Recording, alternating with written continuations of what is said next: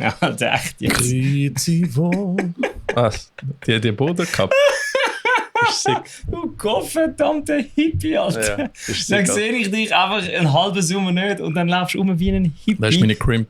Und hast so eine ich bin im Fall, ich mache im Fall Fingerkraft aus, Ja, du nicht so wie du ein Opfer. Ja, ich bin vom Strand so, weißt du, bin ich voll ein Hippie geworden. Willkommen, meine Damen und Herren, zu Metal Servola, Folge Nummer 50. Jawohl, wir wollten eigentlich eine Special-Folge machen, aber dann haben wir gemerkt, dass wir zu wenig Zeit haben. Ja, wir sind zu busy. Sie kommt schon noch, keine Angst. Ja, wir machen schon etwas Spezielles, aber diesmal kommt mal eine ganz normale Metal Servola Folge. Ja, also ganz normal, ausnahmsweise mal ganz normale Folge. Es ist 30 Grad, wir haben beide viel zu heiß, niemand von uns mag mehr. Und wir haben das letzte Mal eine Folge, glaube ich, vor 2 Monaten aufgenommen oder so. Du bist am Greinichen gewesen. Das kann nicht Ich sein. bin dann schon abwesend. Nein, das kann nicht sein. Wir haben sicher... Doch, wir haben Mitte Mitte Juli die letzte Folge, ja, stimmt, die letzte ja. richtige Folge Ah aufgenommen. ja, diesen Monat in dem Fall. Ja. Mitte Juli bis Ende August. Ja, Ja, warte schnell. Ist es Mitte Juli gewesen? Ja. Ich bin Mitte Juli gegangen, ja. Ja, weil wir sind... Ja, wir haben zwischen dem Freestyle-Camp keine aufgenommen, gell? Haben wir noch eine aufgenommen zwischen ihnen? Nein. Weil Nein. ich Freestyle Camp. Irgendwann bin ich ja in die Ferien, dann bist du auch in die Ferien, dann Ja. ist niemand rum gewesen. Ja, nein, in dem Fall nicht. Keine Ahnung. Aber ja, Was ich mich jetzt gerade gefragt habe, voran, ist jetzt der hure Announcement-Post schon raus, den wir präsentieren wollen. sollten? Mehr zu dem später. Der, den wir im Gruppenchat mit dem Ivo haben. Das ist aber noch nicht öffentlich, nein. Ah, okay. Also ich warte auch, bis das... Ah, okay, gut. Das heisst, wir sollten jetzt noch nicht drüber reden. Nein, wir müssen nicht drüber reden. Das ist aber gut. bis ihr habt auch nicht gehört. Also People Die at the Fair spielt zusammen mit Whiteout, ihr habt es gehört. Headliner ist... Versus. Ja, voll. Headliner ist Versus. Ja, Der Domi ist heute losgeflogen, er ist ein halbes Jahr weg. Wir spielen, also eine Band, die sich aufgelöst hat, spielt. Eine Band, die nicht kann spielen, weil er ein Schlagzeuger nicht spielt. Und People Die at the Fair, die nichts davon weiss, Ja. spielt auch. Ja. Aber wir sind da, wir sind back und wir reden wieder über die Schweizer Metal-Szene. Aber Jawohl. sonst... Aber, was hast du mal in dieser Zeit gemacht? Also jetzt eigentlich wollte ich mich nur über die Schweizer Metal-Szene mal kurz auskotzen. Was machen ihr eigentlich? Es ist gar nicht los im Sommer. Scheiße. Ja gut, stimmt auch wieder. Wir haben das selber auch nicht gemacht. Ja, eben. Ich bin ja weg. Ist die letzte Folge die mit dem Mike gewesen? Ja, vorher ist aufgenommen. der Bass abholen. Ah, ja. Nein, das kann doch nicht Und nachher sein. haben wir 3 Stunden gelabert. Das kann doch nicht sein. Doch, Das doch. ist die letzte Folge, die ich von Polen erzählt habe. Ja, voll, genau. Du bist gerade von Polen gekommen. Und ja, wir sind halt weg gewesen. Und lass mal schnell gucken, ich glaube, das ist schon so. Metal Server, übrigens, wir haben Haben wir fast, Playlist. fast 1000 Followers auf Instagram, weil so Open Air Granichen geile Sachen sind. ja, mit dem Michael war 18. Juli, tatsächlich. 18. Das ist letzte Crazy. Folge Das 2. ist ein Monat her. Aber ein grosses Dankeschön an Brian, dass er am Monate her. Granichen noch mitgemacht hat. Ich habe gelesen und ich habe es wirklich cool gefunden. Also, wirklich Brian, sexy. der Brian so, hey sorry, bin ich zu viel am Reingehen bei den Interviews? Wolltest du nicht so? Brian, das ist tipptopp. Ich habe einen Ricky-Ersatz gebraucht. Hey, der Brian ist einfach professionell. Brian ist der Beste, Alter. Er hat das beste Timing. Weil sie haben irgendetwas geschnurrt und ich bei der gekocht, habe einfach zugelassen und dann so, jetzt wäre der Part, wo ich eine Frage müsste stellen. Und der Brian auch so, hey! Ja, voll. Und sein Timing und seine Fragen sind einfach immer on point. Also der Brian ist einfach Profi. Ja, ja vielleicht liegt es eben an Brian, dass wir jetzt unsere Folge nicht haben können rausnehmen, so wie wir sie haben wollen. Unsere Spezialfolge. Aha, ja. Weil der Brian hat es so gut gemacht, dass wir unsere Spezialfolge nochmal überdenkt haben und dann das Gefühl hatten, so, die können wir jetzt nicht bringen. Ja, voll, machen wir irgendwann anders. Aber du, 50 Folgen Metal Servola. Das ist mal... Wer hätte gedacht, dass wir so weit kommen? Jawohl, ich hätte nicht überlegt. Jetzt Also 50 Folgen? ja, wir sind etwa 2 Jahre jetzt unterwegs. Kannst du mal dein Handy abstellen? Das ist schon unprofessionell. Fucking am Vibrieren. Wahrscheinlich schreibt er deine Freundin, sorry, schreibt er deine Verlobte, fragen, halt mal die Fresse, Nein, Junge! es sind Tontechnik-Fragen. Ah, okay. Die können wir Von wem? Von einem Kollegen. Einfach können sie ja live beantworten. Ah? Nein, ist auf Spanisch. Ah, Ja, voll. shit, ja, das geht nicht. Ja, nein, schwierig. Aber ja, voll. Was habe ich jetzt gesagt, bevor wir da drin geredet haben? Brian, Nein, 50 Folgen haben wir gehabt. 50 Folgen, 2 Jahre. 2 Jahre, wer hätte das gedacht, dass man irgendwie 50, dass Leute uns im Scheiß Ich habe direkt nicht gedacht, dazu dass wir mehr als 10 Folgen schaffen. Nein, ich auch nicht. Vor allem hätte ich auch nicht gedacht, dass das erfolgreicher wird als jede Band, die wir jemals werden Teil davon sein. Aktuell haben wir 241 Followers auf Spotify. Boah. Leute hören irgendwie gerne, also wenn wir Erfolg releasen, dann hören etwa 100, 200 Leute normalerweise Erfolg. Dann hast du halt andere Folgen, die ein bisschen mehr haben. Also, ja, die mit Breakdown of Sanity und Paleface. Aber, und Platz 2 ist Umi im Fall. Also Leute interessieren jetzt mega so behind the scenes Zeugs. Das unterstützt meine These, dass niemand einen Podcast hört, der selber keine Band hat.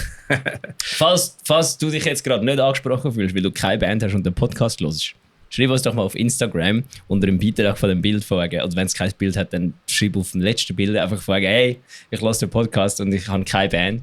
Weil dann können wir mal Statistik aufstellen, weil ich würde das wirklich gerne wissen, wie viele Leute Podcasts hören, die keine Band haben. Weil es macht für mich schon ein bisschen Sinn, wenn du einfach so Fan bist von der Schweizer Musikszene und einfach willst, so ein bisschen informiert sein, dann macht es Sinn, das zu hören. Also eigentlich wäre es gar nicht so dumm. Also wir haben auch alles für jeden. Ich meine, wir haben Fotografen, wir haben Musiker, wir haben Booker. Ich meine, wir haben auch Musik gemacht, weil er hat auch so viele Konzerte auf die Beine gestellt. Das ist sicher interessant für Menschen sowieso. Ah ja, das ist ganz sicher. Ja. Aber das meiste ist ja einfach, das Lustigste an der Sache ist ja, das meiste ist einfach unser Gefasel über irgendetwas. Also es ist nicht mal... Einfach über Leute lästern. Ja, voll, das ist so... Das ist attraktiv. Ist die Kamera schräg oder bin ich dumm? Ich glaube, es ist eine gute Kombo aus beidem. Nein, die Kamera ist doch nicht schräg. Ich tue die nachher das ist doch nicht schräg. Wieso sollte die Kamera schräg sein? Ich weiß auch nicht. Jetzt schau mal, das Ding ist... Sie ist schräg, aber ist egal. Nein, schau mal, du hast ja das Raster. Das ist ja 1:1 an den Bildern angemacht. Wenn sie schräg ist, sind deine Bilder schräg. Ja, ich bin kein guter weißt du, wieso sieht es schräg aus, der Vlog? Du hast einen Wide-Angle angerührt. Ja, dann ist natürlich ein bisschen verzerrt. Wir haben jetzt eine Wide-Angle-Lens mal geholt für die Kamera, weil sonst jedes Mal, wenn wir Gäste haben, müssen wir einfach alle so zusammen sitzen und ist so ein bisschen blöd. Ja, sorry an unsere alten Gäste, dass wir euch sexuell belästigen müssen. Sorry an unsere neuen Gäste, dass ihr nicht von uns sexuell belästigt werdet, falls ihr das wollt. Jetzt können wir mehr Platz nehmen, das ist super. Jetzt kann ich bis da hinten, schau. Ja. Aber das Problem ist, dass das Mikrofon nicht mitgenommen. Das heisst, ich muss Du bist zu weit, shit. Da. So, ist jetzt gut.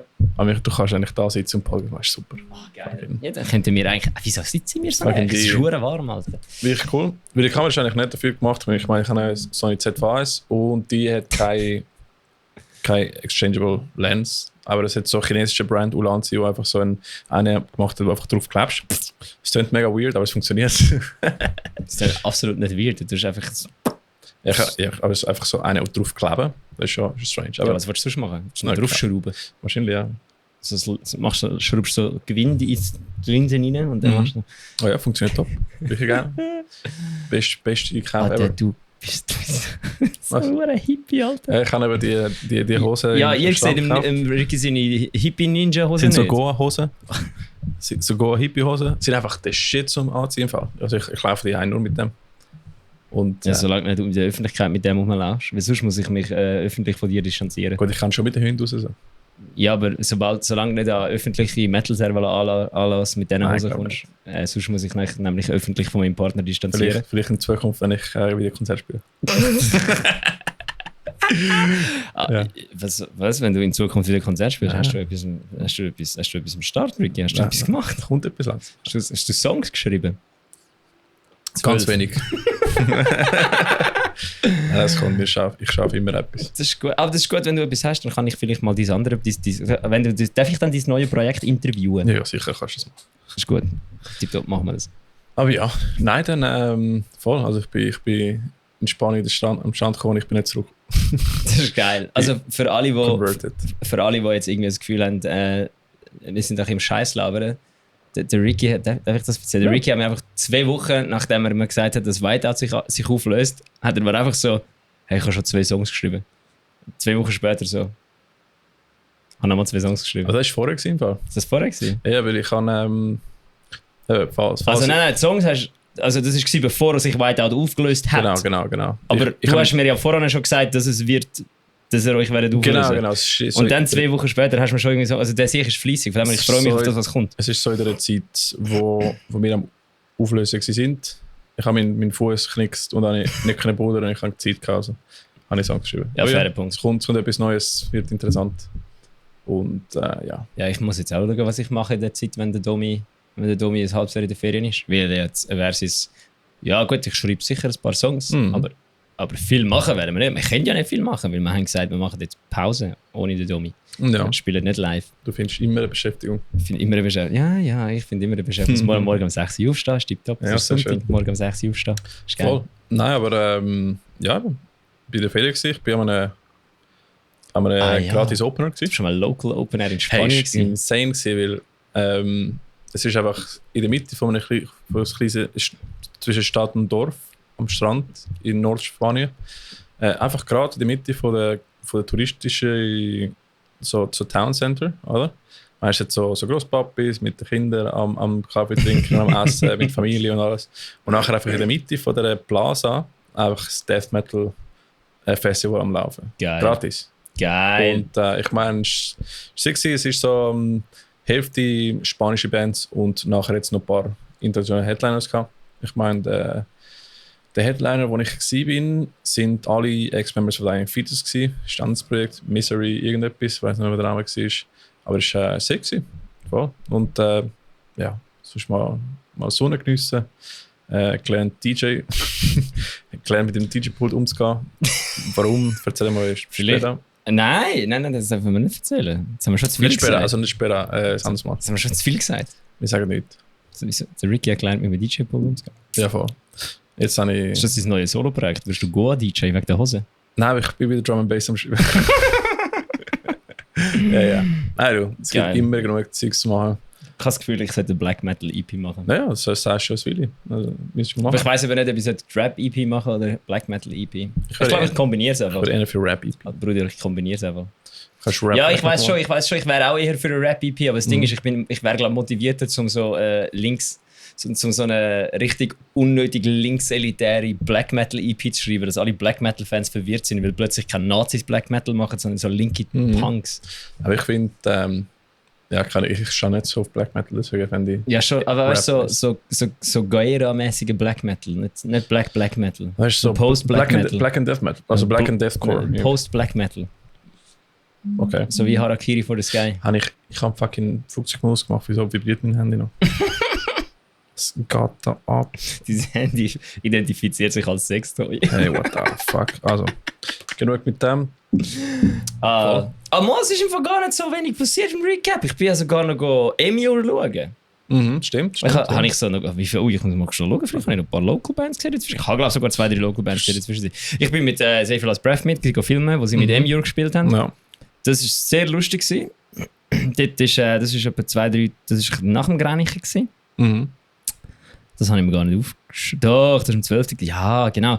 Das ist nach dem Open Air Grenichen gewesen. Das ist sehr lustig gewesen, weil ich bin dort dann im Kiff gewesen. Jetzt hat Save Last Breath mit God Rectomy und Emure gespielt. Mhm. Und das ist sehr cool gewesen, weil Emure hat sich einfach hier im Backstage verschanzt. Die haben nichts, die haben sich nicht blicken lassen. Ja. Die haben nichts gemacht, gar nicht, keiner von denen gesehen. Dann sind wir zu Nacht essen und dann ist so der Frankie von Emure so richtig so cranky so vorgelaufen, so hure abhisst, hat er reingeschaut, so zum Nachtbuffet, hat sich so zur Nacht aufgeladen, so geschaut, ob er irgendwo da sitzen. Und dann hat er gesehen, dass es so 4 freie Tische hat. Dann hat er sich entschieden, er geht im Backstage gegessen. Warum Er das? ist einfach im Backstage gerannt, so richtig hässlich reingeschaut. Und dann ja, so, ja, cool. Okay. Dann haben wir, dann ist fucking funny gewesen, dann ist der Dave von Vicious Rain auch noch rumgezottelt dort und dann haben wir die ganze Zeit so Witz drüber gemacht, wie es funny wäre, wenn das Support Act einfach würdest so auch so ein Set vom Headliner lernen. Wenn du so Local Support bist, weißt du, so. Ja. Und nachher schaust du einfach so auf der Tour, was der Headliner so für Set spielt. Und nachher machst du einfach so beim Soundcheck, fängst du an, spielst so ein Ding an und nachher der Headliner so dort so, sie spielen diesen Hit an. Ja. Und nachher so während dem Set dann einfach auch so, ja, das und dann spielst du einfach ihr Set. Das wäre hure funny. Das wäre funny, aber sie hat sicher nicht so Freude. Nein, sie hat sicher keine Freude. Und das Lustigste ist, der Rico ist so da gestanden und hat das Gefühl gehabt, ja, heute lege ich mal keinen Windbreaker an, weil sonst der Sänger von Emure sich wahrscheinlich der Windbreaker geht, der Frankie von Emure, würde wahrscheinlich sich nachher auf die Füße treten fühlen, wenn Ja, voll. der Rico. Eben, darum sind wir drauf gekommen. Er hat gesagt, heute leider glaube ich keinen Windbreaker an. Dann hat der Dave von Vicious Rain eben so die Idee pitcht, auch so im Headliner sein Set zu spielen als Support-Act. Das wäre schon funny. Das fucking funny wäre, Alter. Voll. Aber, ja. Ja, sonst ist nachher ist nicht. Nein, es ist nichts. Das war Open Air Grenichen. Dann war ein Konzert, das ich mich in Erinnerung habe. Ja. Dann hatte ich kein Konzert, dann ist Nein, nichts gewesen. Alter. Ausser das Mountainbike-Rennen, wo der Mike hätte mitmachen sollen, aber weil der dort sich den Fuß gebrochen hat, hat er nicht mitfahren. Stimmt.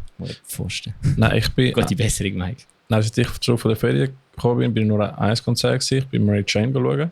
Ah, das war noch gewesen. Dort konnte ich nicht können, weil ich am Rennen war. Wie war Mary Jane? Hey, cool. Also Ding, Save Last Breath hat Uhr abgerissen. Sie haben die anderen beiden Bands meiner Meinung nach im Grund und Boden gespielt. Weil, MU ist besser gewesen wie letztes Mal, aber halt immer noch nach 5 Songs hast du einfach gehört. Wer hat sonst noch gespielt? Got Dragged to Me. Ja. Mhm. Aber die sagen mir persönlich einfach nicht so zu. Ja, ist ein spezieller Sound. Ich glaube schon gute Musik. Grindcore, oder? Keine Ahnung, was es ist. Ja, ich bin einfach kein Grindcore. Manuela hat es verdammt gefühlt. Ja. Alle haben es verdammt gefühlt. Und ich so... Ist es Grindcore? Ja, das ist mir jetzt ein bisschen zu stumpf. Got Dragged to Me ist doch so Grindcore Beatdown? Slam oder so. Slam! Sorry, nicht Grindcore, Slam. Stimmt. Ja, Slam ist einfach voll nicht meins. Nein. Ich kann nicht mit anfangen. Aber ich bin bei Mary Jane geschaut. Bin sehr positiv überrascht. Das war echt gut gewesen. Wer ist denn Mary Jane, Alter? Willst du schnell ins Detail gehen? Der Brian von der Josh von Wer passt was, der erzählt von seiner neuen Band seit 3 Jahren oder so. Und jetzt endlich, Josh, haben sie Musik draussen und haben mal live gespielt. Und ich muss sagen, es war recht gelungen gewesen. Also wirklich cool. Ist recht eine Challenge, weil bisher hat der Josh, glaube ich, noch nie in einer Band gesungen. Und jetzt ist er am Singen und Bass am Spielen. Was nicht einfach ist. Alter, Bass spielen und singen, das Schlimmste, was du machen kannst. Ja, voll. Aber er hat Vollgas gegeben und die Songs sind cool. Die hat der Luke von Animals Clear produziert. Und ich muss sagen, Kudos, Jungs, richtig cool. Also bin gespannt, was sie da noch machen. Bis jetzt sind nur 3 Songs raus, aber sie haben 40 Stunden Set gespielt. Also es kommt sicher noch etwas raus. Also bleiben wir gespannt. Und endlich haben wir mal die Band können schauen nach den 2-3 Jahren, seit er damit angefangen hat. Also, ja. Jetzt kann ich den Josh nicht mehr mobben. Sorry, ich tue mein Handy weglegen. Nein. Das war unprofessionell von mir. Jetzt kann der Josh nicht mehr mobben, weil er einfach nur von seiner Band von nie etwas verliest. Jetzt sind tatsächlich schon Jetzt hat er etwas released, ja. Voll. Ich habe den Song gelassen, finde den Song cool. Mhm. Ja, voll. Live muss er sicher gut tönen. Ja, voll. Also ich habe jetzt im Ebri mit neuen PA gehört. Ebri neue PA, ist die gut? Kann sie was? Hey, du hörst Sachen raus. Du hörst einen Kick, du hörst Vocals, Gitarre, also mega cool. Cool, dass sie ein neues PA haben. Übrigens, ich glaube, sie suchen Amix Mischer zum dort mischen am Konzert. Wer hat mit Mary Jane eigentlich sonst noch gespielt? Also ich weiss, dass Fearlab gespielt hat. Stimmt, sorry. Fearlab und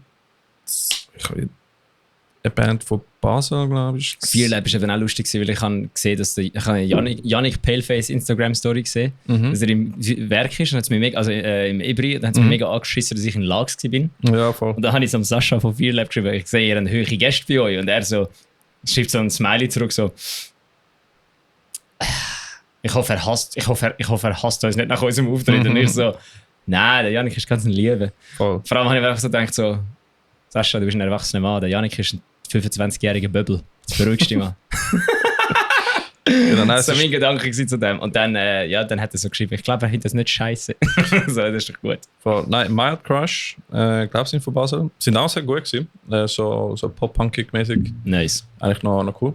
Voll, also richtig guter Kick. Eben erster Gig, wo ich gegangen bin, seit ich zurück von der Ferien bin. Sonst bin ich eben mega busy mit Arbeit, Schreiben lernen und den ganzen Bullshit. Und aufnehmen. Aber, die einen schreiben Arbeit, die anderen haben sonst keine Zeit für ihr Leben. Ist doch gleich. Voll. Ja. Aber ich muss sagen, bin cool, das Ganze am Grenchen, dass ich den Podcast nachher hören also wenn ich im Podcast mitmache, also ich habe es als Zuhörer erlebt. Ja, das cool. Stimmt, das glaube ich. Du hast mal deinen eigenen Podcast hören. Voll. Also nicht ganz, cool. Weil der Swiss Joe Rogan hat gefehlt. Ich habe angefangen, Joe Rogan seinen Podcast zu hören. Brütsch. Du solltest ein bisschen weniger im Joe Rogan seinen Podcast hören. Kannst du die Licht drehen? Nein, das interessiert mich nicht. Ja, jetzt bin ich wieder nur bleich jetzt da. Jetzt bist du bleich. Tipptopp. Jetzt du solltest weniger im Joe Rogan seinen Podcast hören, Alter. Weil ich habe jetzt Joe Rogan seinen Podcast angefangen zu hören mit dem Bill Burr und ich habe dann einfach so gedacht, aha, Ricky. Aha. Ja, das ist deine Podcast-Persona also. Ja, klar, ich meine, ich höre auch Podcasts seit 10 Jahren. Und mit Joe Rogan habe ich angefangen. Nachher einfach So ein Comedian-Podcast. Sorry, du hast die gleiche Frisur? Ja, das stimmt. Du hast einen ähnlichen stabilen Body? Noch nicht ganz, aber das ist gerade in der Richtung. Ähnlich massiv, sagen wir so. Ja, ich bin fit. Etwas muss bleiben. Du bist ähnlich massiv wie der Joe Rogan. Und du bist 1:1 die Leute am Interviewen wie der Joe Rogan. Ja, wahrscheinlich habe ich schon etwas abgelöst. Ja, schon ein bisschen. Ja. Also ich habe mich während dem Hören gefühlt, als ob ich im Podcast mit dem Ricky wäre. Oh, das ist fucking funny. Das hätte ich nicht gedacht. Ich so, aha, ja, das ist der kommt dem Ricky sein Zeug. Aha, ja, darum tut der Ricky so im Podcast. Ah. Ja, der kommt, glaube ich, jedes Jahr in meine Top 1 von Spotify Podcasts. Ja gut, aber ich habe auch gedacht, so, ich höre mal die Folge mit dem Bill Burr. Und dann habe ich, die Folge mit dem Bill Burr wieder schauen, habe ich Joe Rogan, Bill Burr gegeben und dann einfach so gesehen, so, ja, okay, es gibt 50 Folgen mit dem Bill Burr. Wenn ich habe jetzt gelost letztes Mal, Alter, Joe Rogan, chills mal. Ja, ich habe angefangen, Joe Rogan zu hören, wo er so etwa bei Folge 600 war. Mittlerweile Alter, 6. Gut, aber der Brüder macht das auch jeden Tag, oder? Der macht, glaube ich, 3 Podcasts pro Woche. Und der stoppt einfach nicht. Nie. Also der ist crazy. Ja, selber schuld. Und ich meine, der macht so 3, 4, 5, 6 Stunden Podcasts. Das ist insane. Ja, das ist gut, weil ich am Rennen, am ersten Tag im Training bin ich alleine gewesen und habe niemanden zum Mitfahren, weil ich so früh am Morgen, ich bin verdammt früh wach geworden, bin ich einfach fürs Training fahren. Und dann habe ich niemanden gehabt, dann habe ich einen Podcast gehört, 3 Stunden. Ich habe die ganze Zeit während dem, du musst ja beim Enduro fahren, musst du ja, wird nur Zeit auf dem Downhill-Teil gemessen und nachher musst du wieder zum nächsten Downhill-Teil selber fahren. Ich bin Berg raufgefahren, die ganze Zeit von Bill Burr angeschrauben worden. Das habe ich gut gefunden. Das ist fucking funny. Ja, ich meine, ich höre auch nur Podcasts beim Arbeiten. Ja. Deswegen. Dann kannst du sagen, wenn ein Podcast so 3 Stunden ist, dann kannst du so 2 oder 3 Podcasts am Tag hören, dann weißt du, am Abend ist durch. Dann zählst du so die Stunde. Merci für das Kompliment, das habe ich nicht erwartet. Ich sehe das Kompliment. Ich sehe das Kompliment. Mal ist schon. Aber ja, nein, aber es war cool gewesen. Der Podcast vom Garnicher mit dem Brian gelesen, weil jedes Mal, wenn ich den Brian höre, ist auch so, der Bruder ist auch on point, man. Geil, weißt du, was ich ein bisschen schade gefunden habe? Beim letzten Jahr haben wir einfach so ein bisschen recappen vom Festival selber, aber weil wir jetzt am Festival Podcast aufgenommen haben, haben wir wirklich keine Zeit gehabt, zum unser Festival. Gut, wir haben eigentlich schon über unser. Was ist eigentlich der Schluss vom ersten Tag? Wie hast du den eigentlich gefunden, wo der Brian und ich beide nicht einmal vielleicht nüchtern in dem Content das ist sehr cool und ich habe extra die Kamera von weit weg gelassen, dass du siehst, den Rahmen von der Tür und so. Ja, das hat er extra, wenn die Kamera extra rausgestellt. Wir haben das einfach absichtlich gemacht. Das macht so einen Vibe. Das ist so geil gewesen. Und dann eben, der Brian hat den geilsten Satz rausgelassen ever. Für euch ein paar Sekunden, für uns eine ganze Nacht. Und dann haben wir es kaputt gemacht. Dann ist es eine ganze Woche geworden. Ja, es ist wirklich geil. Das Training war wirklich sick. Du musst nächstes Jahr auch kommen. Ja, unbedingt. Also nächstes Mal trage ich mir besser in den Kalender. Es gibt einfach keine Ferien am 1. August-Wochenende. Ich habe irgendwie aus irgendeinem Grund gedacht, es ist am 1. September, nicht am 1. August. So was von einfach... Gut, nächstes Mal, wenn du Sommerferien buchst, läutest du mir zuerst vorher an. Ja. Silvan, ich buche dann Sommerferien, ist dann gut? Dann sage ich so, ja, dann ist gut. Und dann gehen wir zusammen in die Sommerferien. Wir gehen nächstes Jahr zusammen auf Spanien. Nächstes Jahr nicht.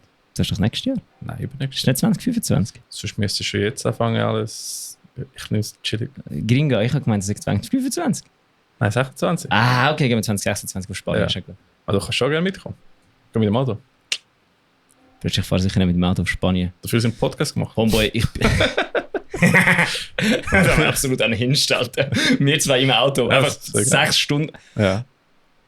Alter, das könnte man machen. Einfach unsere Autofahrt aufnehmen. Das habe ich mir eben auch überlegt. Ich habe mir überlegt, ob ich von der Autofahrt von Polen heim Podcast aufnehmen und dann einfach 6 Stunden und dann einfach rausrühren mit 4 Live und der Versis zusammen. Und dann habe ich mir überlegt, nein, das machen wir nicht, weil wir so viel Scheiß werden labern, wo man müsste rausschneiden nachher, dass es einfach nicht lustig wäre. Das ist klar, du kannst 2 Laufmics nehmen und einfach jeder nimmt am Handy auf in MP3-Format und dann kannst du einfach laufen lassen. Du musst nicht halten, kannst fahren. Ja, das stimmt. Voll. Fuck. Voll. Ich meine, der Aria Shafir hat es gemacht, sogar mit Mikrofon. Er ist einfach gefahren mit dem Mikrofon da in der Hand. Das ist auch nicht so gescheit. Ja, aber das sind Amerikaner, die haben einen am Helm und Straßenverkehrsregeln gibt es dort nicht. Ja, voll. Aber kann machen. Wäre eine gute Idee. Es wäre eine Idee. Ja. Ob es eine gute Idee ist, stellt sich dann im Nachhinein. Ich habe jetzt im Fall endlich anständiges 2 Komponenten Kunstharz. Hä? Ich hatte dir doch mal gesagt, dass ich mir Epoxy gekauft habe zum Picks machen. Und dann hat es nicht funktioniert, weil die Scheiße, wenn es warm wurde, ist weich geworden ist. Das Spielen einfach soft. Schon das falsche Epoxy gewesen, oder? Keine Ahnung, auf Amazon findest du. Weil, wenn du irgendwo im Galaxus oder im Jumbo kaufst, zahlst du 800 Stutz für so einen Liter oder so. Fuck, genau. Also nicht wirklich. Aber Direkt von China bestellt. und dann habe ich Amazon bestellt und beim Amazon hat es einfach geheißen, das ist der, das ist gut und dann habe ich ihn gekauft und dann ist er einfach weich geworden und der, den ich jetzt habe, der wird nicht weich. Der ist hart, der bleibt. Das ist gut teasen. Machen wir jetzt einen neuen DIY-Podcast. DIY-Podcast. Ja, Mann. DIY, How to make picks with Boxy. Das ist geil, muss ich anprobieren. Ja, das ist geil, aber das Problem ist halt, wenn du ihn wirklich dünn machen willst, musst du halt wirklich dann schleifen. Aber irgendwie gibt es Leute, die eben die mega fette mögen. Ja, ich finde die geil, Alter. voll. Ich spiele ja selber mit meinen eigenen Picks. Und jedes Mal, wenn ich die irgendjemandem zeige, sind alle so am Durchdrehen. Aber sie finden, das ist schon geil, aber das ist ja viel zu dick. Ja. Mit dicken Picks kannst du einfach besser Gitarre spielen. Du kannst viel, aber dann triffst du ja die Seite nicht. Du triffst sie eben besser. Du triffst sie, du hängst nicht ein mit dem dicken Pick. Ein dickes Pick, das schön geschliffen ist, dort hängst du eben nicht ein. Wenn du mit deinen scheiß Dunlop Tortex fucking Fäden spielst, bleibst du die ganze Zeit an einem Dreckstring hängen. Nein, ich habe die nie probiert. Müssen wir mal. Sonst machen wir mal einen Tag, wo ich auch mit dir einen Pick mache. Ja, das ist gut. Alright. Dann können wir sie filmen. Ja, Mann. Nein, ich wollte unbedingt mal probieren, selber Shirts zu printen. Das ist auch etwas, was ich gerne mitmachen. Ja, ist gut. Ja. Das ist gut. Machen wir das auch. Ja, fix. Machen wir einen neuen DIY-Podcast. Nein, wieso neue? DIY-Server. Nein, wir müssen gar nicht einen neuen machen. Wir können einfach Metal-Server weitermachen, weil alles, was wir machen, kannst du ja irgendwie für Bands brauchen. Das stimmt. Ja, das sind alles. Oh, wir können noch ein Printscreen-Video machen. Wir müssen sowieso mal Metal-Server-Tutorials machen, aber ich habe keine Zeit. Ich kann nicht. Voll. Müssen wir mal zeigen, wie du selber einen Podcast machen Für alle, die sagen, ihr habt schon Zeit, ihr müsst sie euch einfach nehmen. Ja, aber wenn sie uns nicht nehmen. Dings würde ich gerne mal. Weil er will bouldern, ich will biken. Ja. Dings würde ich auch mal als Tutorial machen, auch für mich selber, zum Waterfall-Release machen. Das, wo. Ja, das ist gut. Weil ich habe es im Kopf, aber nachher musst du jedes Mal, wenn du Release machst, musst du die ganze Schritt repetieren. So, was einer vergisst, ist verkackst du. Was ist ein Waterfall? Das ist, wenn du. Sag mal, du willst EP release und releasest mal einen Song pro Monat zum Beispiel. Aber du willst, dass immer, wenn der neue Single rauskommt, direkt die anderen Songs noch angehängt bleiben. Ja. Oder? Was du dann machst, in Theorie, weil ich habe es noch nie gemacht und nur von dem recherchiert. Ich habe es in Theorie gemacht und nachher hat der Distributor unseren Song nicht aufgeladen. Shit. Und das Ziel ist, dass eben, was du machst, eben, du tust den einen Song releasen, es kommt raus, bekommt eine Identifizierungsnummer oder die ISBN. Ja. Und nachher, wenn du die nächste rausbringst, tust du die andere, die schon released war, nochmal aufladen, oder? Als zweite, aber nimmst du die ISBN-Nummer, die du bekommen hast, und gibst die ein, oder? Und das nächste Mal, wenn der nächste Single rauskommt, kommt die raus mit dem Artwork von der neuen Single und alles, aber der zweite Song ist re-released und es übernimmt die Streams vom anderen. Ja. Und nachher, wenn du die neue Single gelost hast, dann findest du, es kommt direkt zum nächsten Song. Also du meinst einfach, dass es ein EP ist und nicht mehrere Singles? Ganz genau. Und nachher, es wird von 2, 3, 4 bis die ganze EP raus ist und dann kommt der richtige Artwork raus, Pam, und nachher ist alles schön so. Aber sie haben schon immer wieder mal Streams bekommen, wegen die Singles. Ja, und das ist etwas, was ich schon immer habe probieren und vielleicht probiere ich das irgendwann. Das ist wichtig. Wir können auch mal ein Tutorial machen, wie man einen Song schreibt. Ich habe es einmal probiert im Fall. Und nachher in der Mitte von dem habe ich einfach den Pfad verloren und ich habe nicht mehr gewusst, wie der Song weitermachen. Aber das könnte man das zweite machen, weißt du? Ja. Weil ich glaube, wenn wir jetzt das zweite sagen, wir schreiben den Song, dann funktioniert es. Weil ich habe auch immer das Problem, dass ich in der Hälfte, ich habe jetzt etwa 3 offene Eversi-Songs.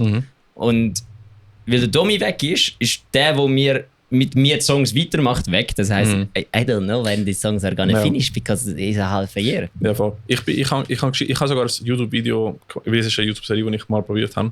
Und ich habe es geschafft bis Vocals. Aber die Vocals habe ich so cringe gefunden. Okay, also eigentlich hätte ich einfach das Xonor und Save Your Breath Video länger machen. Dann wäre es auch ein Tutorial, wenn man einen Song schreibt. Ja, voll. Genau. Habe ich. Kann man schon machen. Ich habe es mal probiert vor 4 Jahren oder so. Boah, wir können ja einfach mal einen Versi-Song schreiben. Ja, können wir schon machen. Einfach so blöd. Ja.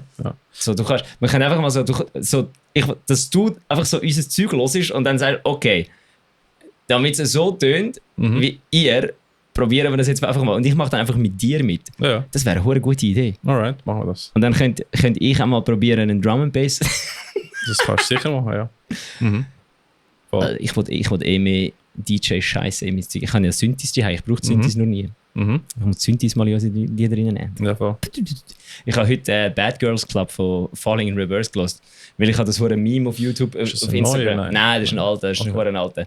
Kennst du das Reel, wo es ist so ein, kennst du, das habe ich, das ist so ein Reel, wo die ganze Zeit kommt, wo er so dort steht so und einfach so rumschreit, so, open up this pit! Wo dann der Laser nachher rauskommt? Nein. So, open up this pit. If you have a baby child or an infant, throw them in the pit. Okay. This is the heaviest song you will ever hear. Wenn er voll ausrastet, kennst du das nicht? Nein, ich kann Alter, warte schnell, ich muss dir das schnell zeigen. Übernimm schnell kurz für eine Sekunde. Okay.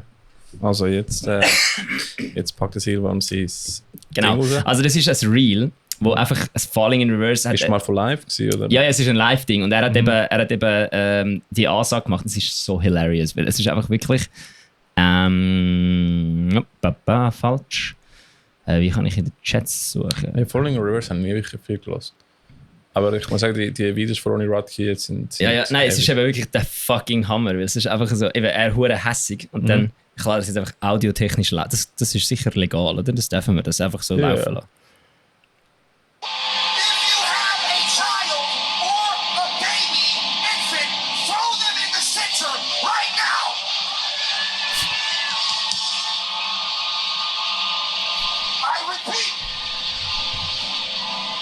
Er lacht sich selber schon kaputt.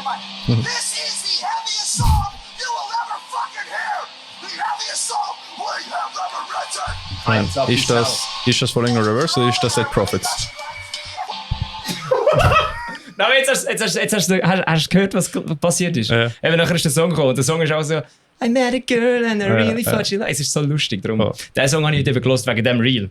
Und nein, es ist nicht Lost Prophets.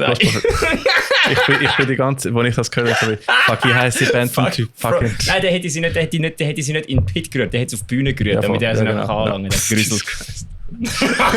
Ja, okay, gut, hätten wir das auch wieder geklärt. Ja. Nein, und dann, eben, dann hat das ein Synthi drin, der macht immer und er ändert nicht. Er ändert den Tonlage nicht, er geht nicht in einen anderen Ton rein, es ist einfach du den ganzen Chorus durch, Alter. Es ist insane. Und dann habe ich mir nur so gedacht, so, das könnte ich auch. Naja. Von dem her. Machen wir mal. Unbedingt. Absoluter Scheissdreck. Also ich finde alle die Sidequests, die wir machen, die bringen etwas nachher für dein Hauptprojekt. Ja, das stimmt. Ja. Das stimmt. Ich meine, jetzt, wo ich ein bisschen angefangen Drum and Bass mischen, habe ich gemerkt, strukturmäßig, also nur durchs Mischen, habe ich gecheckt, so wie, eigentlich, weil ich habe mal versucht, Drum and Bass zu schreiben und ich habe es geschrieben als ein Metal-Song. Ja. Und von der Struktur her passt nicht wirklich nachher, um einfach den aufzulegen. Ja. Also es ist komplett ein anderes Ding. Und das hat, jetzt bin ich so ein Song, den ich mal in 2018 released habe, auf YouTube, den habe ich mal diese Session gefunden und ich bin dann neu am Rewriten, um einfach aber jetzt mit der Struktur, die zu Drum and Bass wird passen. Ja, das habe ich mir auch schon überlegt. Das ist, wir haben immer gedacht, dass wir für die neuen Songs ein bisschen mehr Elektro-Elemente reinnehmen. Und dann haben wir uns überlegt, wie machen wir es. Weil du musst entweder, es gibt zwei Arten, wie du Elektro-Elemente in deine Songs reinnimmst. Entweder du schreibst einen Metal-Track und machst Elektro-Element als unterstützendes dazu. Ja. Und dann hast du einfach so Hintergrundgeräusch, blöd gesagt. Dann hast du einfach einen Synthi, der im Hintergrund irgendeine Bassline macht. Oder du hast irgendein Störgeräusch. Oder du hast irgendeine Leadline, die von einem Elektro-Part übernommen wird. Ja, voll. Und das ist cool und alles.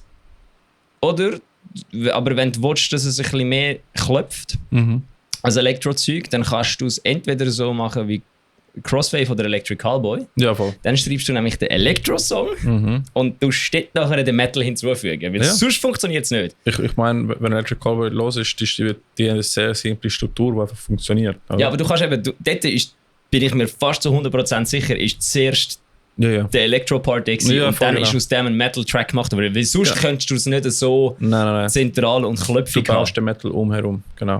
Voll. Ja, das ist das. Und dann haben wir uns entschieden, das machen wir nicht, weil wir das nicht können. Was auch mit dem könntest du machen, wäre Scratch-Parts für Reverse schreiben. Bruder, Alter, weißt du, was ich mache? Hypothetisch. Ja. Falls ich jemals wieder DJ sein und ich Welcome to the Black Parade auflege. Einfach zum alle Leute stressen. Wenn es kommt When I was oder einfach so I'm not Kann man, ja.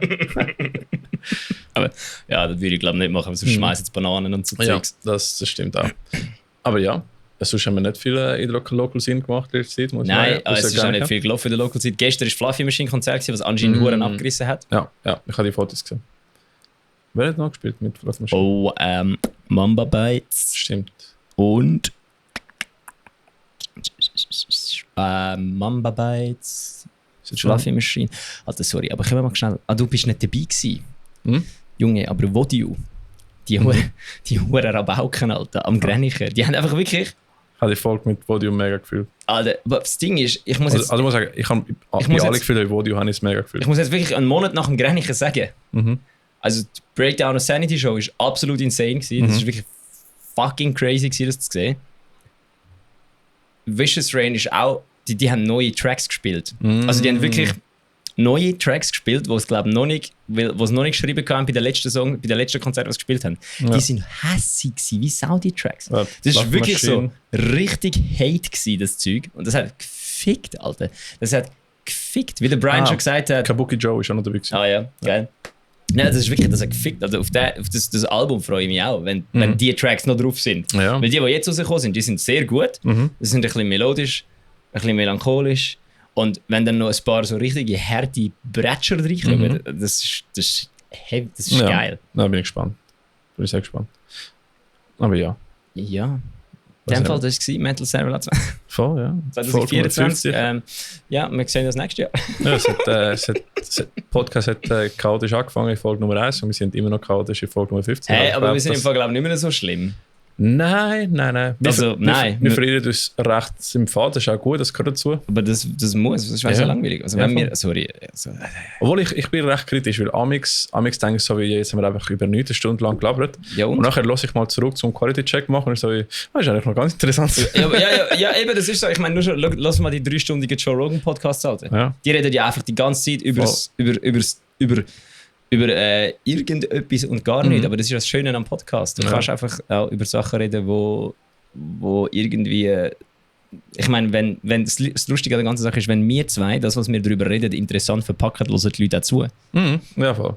Ich meine, deswegen sage ich, Leute in Bands, fangen an, eure eigenen Podcasts an. Fangen nicht an, eure Podcasts zu machen, Mann. Wir sind die Podcasts, wir sind es. Die anderen haben wir alle ausgemerzt, was es gibt in der Schweiz. Es gibt niemand mehr, der uns Konkurrenz leisten kann. Fangt nicht an, probiert es nicht.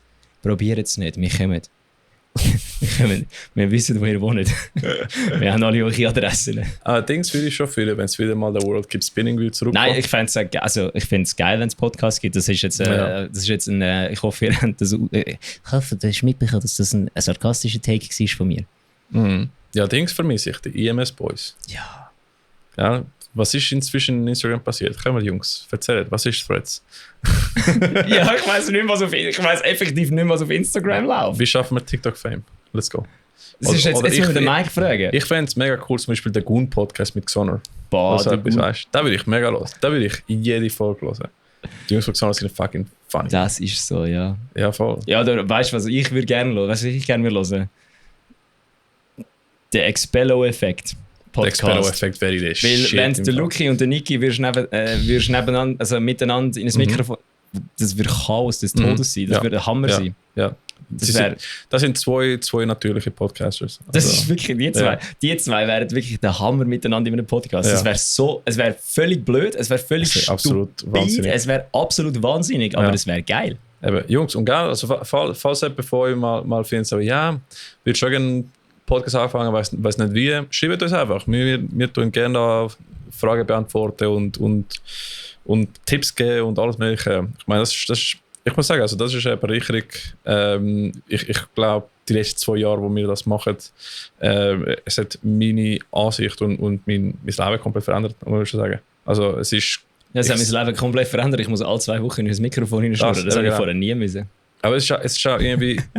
Man wird auch besser beim Kommunizieren, habe ich nicht gemerkt. So offline. Ja, ich muss wirklich sagen, meine Bernd das Brote-Fähigkeiten haben wirklich sehr, sehr stark zugenommen. Was haben Sie? Brotfähigkeit? Nein, weißt du nicht mehr dort, wo du aufs WC gegangen bist und mich einfach so, jetzt mach mal, ich mache keinen Cut. Und dann habe ich einfach irgendetwas erzählen. Und dann habe ich angefangen zu erzählen, dass Bernd das Brot ist. Bernd das Brot, stimmt. Der Bernd das Brot hat das ja immer gemacht. Darum ist das Bernd das Broten. Es ist auch ein gutes Training, wenn technische Issues gibt live und musst einfach reden. Kannst du es? Ja, fix. Oder? Das habe ich heute aber wieder mal mit jemandem darüber geredet. Ich habe nämlich, mir ist mal immer gesagt worden, ich soll weniger schnurren während einem Konzert. Und dann haben wir mal eine Show gespielt, wo wir weniger geschnurrt haben.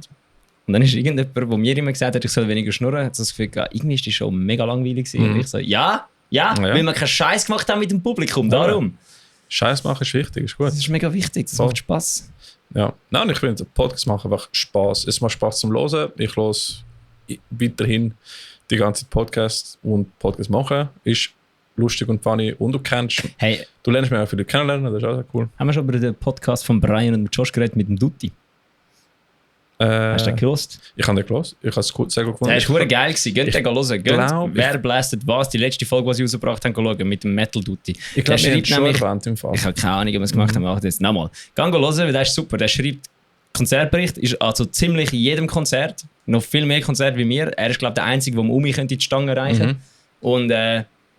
Und gut, kann er nicht, weil der Umi geht daheim Abend an 4 Konzerte und er an 1, aber...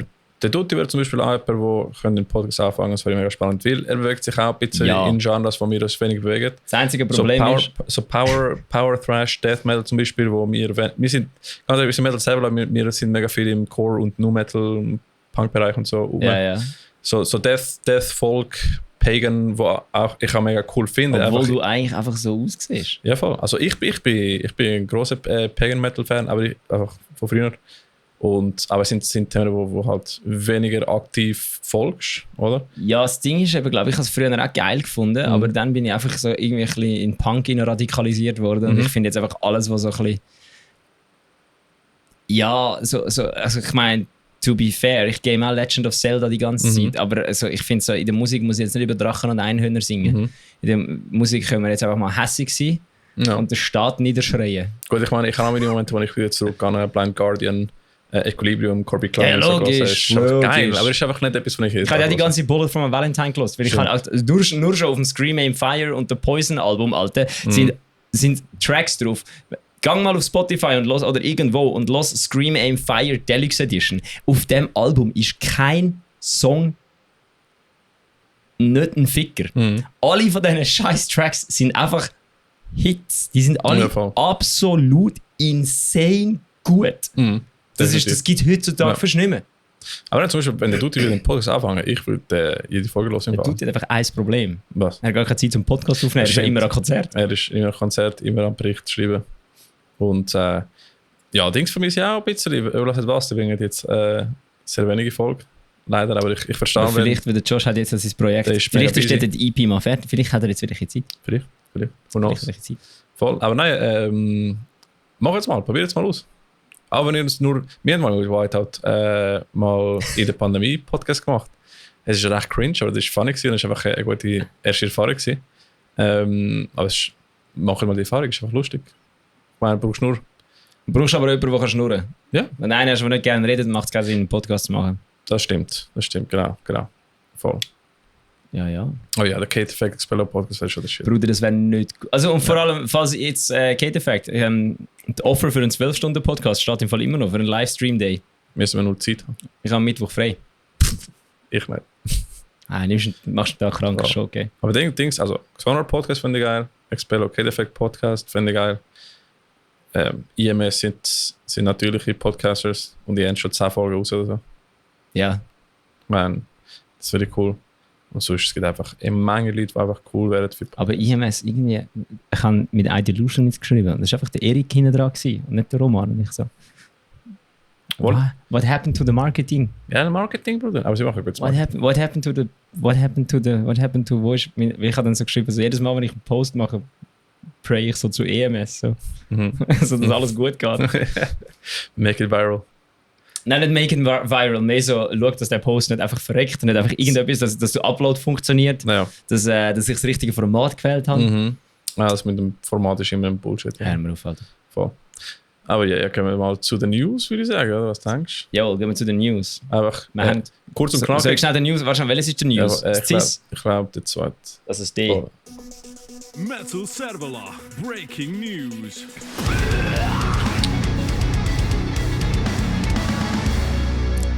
Also Fazit vom Ganzen. Herzlich willkommen.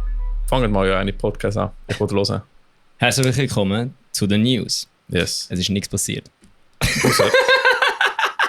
Außer einige Releases. Oder Ja, ganz Releases, wenig. aber Ganz wenig. Releases sind ja Releases. Aber so sonst so News, so Bandsachen, ist nicht viel passiert. Also, nicht interessant. Also, es hat sich nochmal eine Band aufgelöst. Das ist auch. Ah ja, Willi? Oh, ja! Eben, ja, Enter for Dying Day ja, ist auch jetzt Anfall hat nicht sich mehr. aufgelöst. Ja, Schade. ja, voll. Es ist der Summer of Breakups. Boah, wir können einen Song schreiben. Wir machen den Summer of 69 als Cover. Und dann auch so, it's the summer, I've got my first real heartbreak. Voll. Got it in my Proberoom. Oh ja, ja. So hat viel Programm aufgelöst. So schade. Voll. Ja. Aber ja, nein, es hat einige Releases gehabt, wo wir da weg sind. Es war eigentlich nur ein Monat, gewesen, aber es fühlt sich mega lange an. Ja, weißt du wieso? Es war nur ein Monat. Es fühlt sich relativ lang an, weil ja, du bist in der Ferien gewesen, ich bin in der Ferien gewesen. Es war nicht ein Monat, es waren 1,5 Monate gewesen, im Fall. Es sind fast, Stimmt, ja. fast ein Monat und Eineinhalb. 2 Drittel gewesen.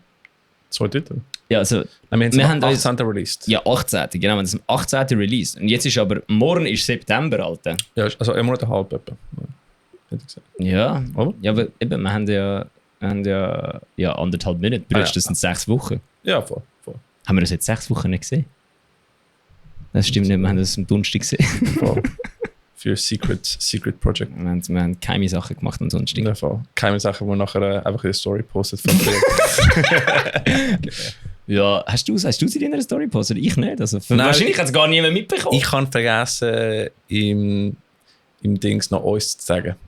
Ist egal. Hättest du im Nachhinein können machen. Aber das Ding ist, in dem Fall ist es gar nicht so, ist so geheim gewesen. Es hat eh niemand mitbekommen.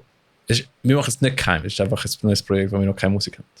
Also wir machen wir machen ja gar nicht. Wir machen nicht. Du machst. Ich bin nur dabei, um ein bisschen dumm zu schnurren und Das ist einfach lustig. Ja, es lustig haben. ja da kommt sicher noch in der nächsten Zeit. Also eben, es ist nicht geheim, Nein, aber nein. es hat auch niemand mitbekommen, weil dem Account folgt noch niemand. ich glaube, es macht keinen Sinn zu promoten, solange wir keine Musik haben. Also wir promoten ja nicht. Ja.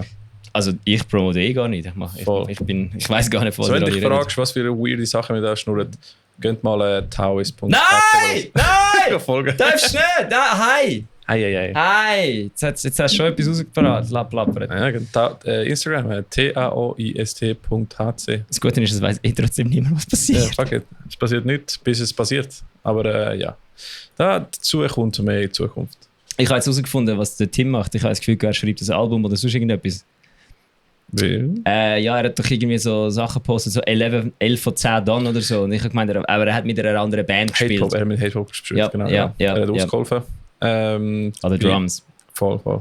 Und deswegen müssen wir, glaube ich, 12 Songs lernen in Ja. irgendwie 3 Wochen. Ich kenne jetzt auch irgendein Arschloch, der muss Songs lernen momentan. Ja. Aber es macht jetzt so gut bessere Musiker, das kann ich ja jetzt schon sagen. Aber ja. Gehört dann schon noch, wieso ich muss Songs lernen. Erzähl es euch schon noch. Du musst glaube ich, so viele Sachen das Shit lernen. So viel ist es jetzt nicht. Ich muss momentan nur für etwas lernen. Ja. Okay. Aber ja, also inzwischen hat es recht viele Releases gegeben. Ja, Gehen fangen wir schnell die Liste durch. Bretschen wir sie durch und dann gehen wir Voll. heim. Dann gehen wir ein kühles, alkoholfreies Bier trinken. Ich habe leider keins gekauft. Dann fahre ich bei mir auf dem Heimweg in der Tankstelle vorbei und hol mir eins. Das ist gut. Aber ja, wir haben... du kannst du anfangen? Ja, wir haben als erster Release 4 AM von Irony of Fate. Ist geil. Also, to be honest, ich habe nicht in alle Songs reingelassen, das sind zu viel. wir Es schnell sind hören? zu viel und ich habe keine- Nein, Alter, nein, das machen wir jetzt nicht. Nein, Ich habe nein, es Alter. mal gehört, Brüsch, wo wir es hören rausgekommen nicht. ist. Ich habe auch reingelassen. Ich habe jetzt nur mal wir können jetzt nicht alle diese Songs hören.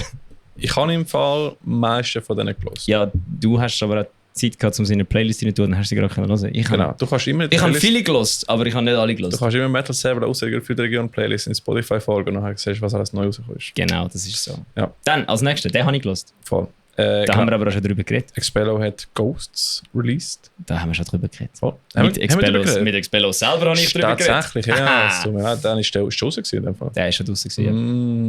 Ja. Der hat Makes es nachher auch sense. gespielt und dann haben sie mit der Poolnudeln Makes sense. Poolnudelschlägerei gemacht. Ja. Dann Ich bin im Fall im Aftermovie vom Open Air Grenichen drin. bist du. Ja, dann siehst du meine blonden Haare bei Adam Angst durch die Gegend fliegen. Geil. Ja, ist geil gewesen. Dann Nochmal ein Song, den ich gelost habe. Rapture von Homewards. Ist Ja. geil. Traurige Voll. Musik, Mhm. gute Musik. traurige Emo-HC. Nein, wie heißt das? Post-Hardcore. Post-Hardcore. Eben die einzige Schweizer Post-Hardcore-Band, die Ja. Post-Hardcore macht und nicht Melodic Hardcore oder Melodic Metalcore. Finde ich gut. Ja. Dann Blood Red von Nice to Eat You, die Metalcore-Band mit Giga.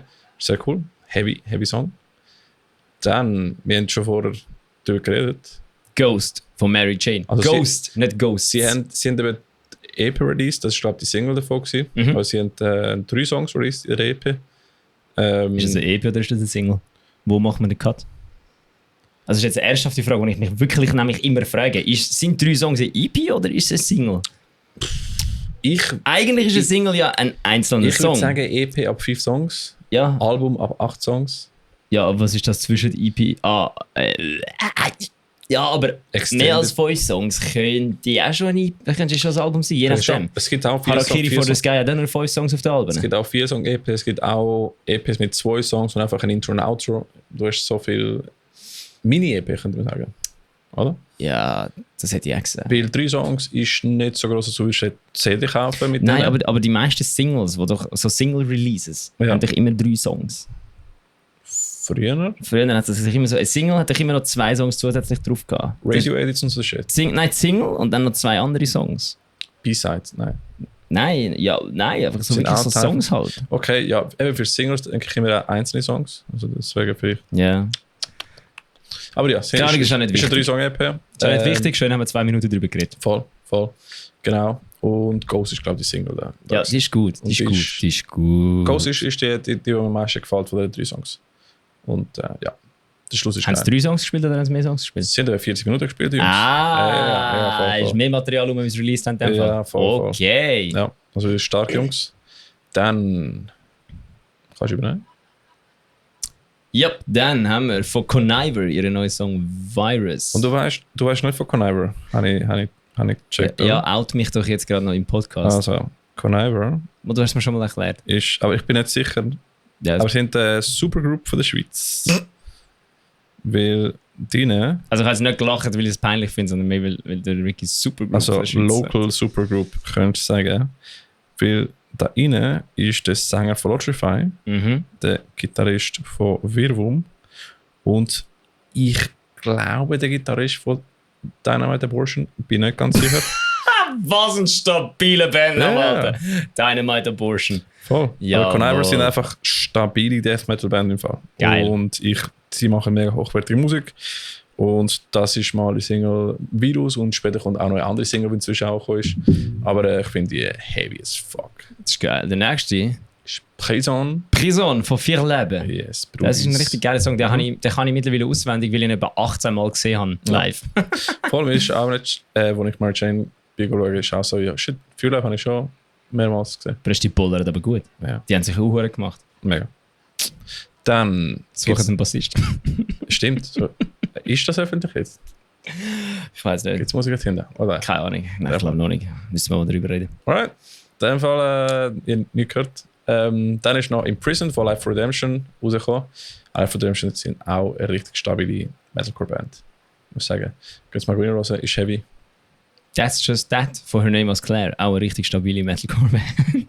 Nicht ganz, aber Nicht ganz. Pop-Punk. Pop-Punk, aber stabile Pop-Punk. Stabile Pop-Punk, genau. Richtig gut. Stabile Vocals, gehen alle gehen schön in die Ohren rein. Stabile Hooks. Einfach Ja, voll. grande. Mhm.